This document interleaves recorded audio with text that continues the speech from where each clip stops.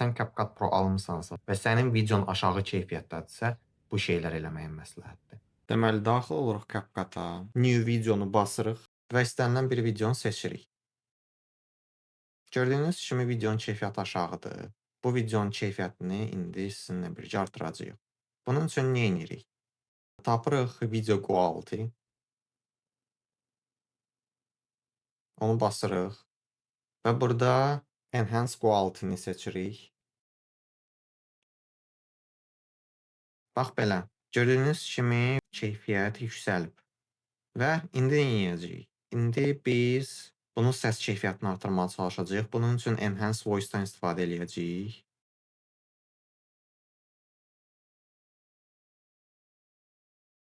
Bax bunu tıklayırıq bu mikrofon işarəsinə və buradan da taqlı basırıq.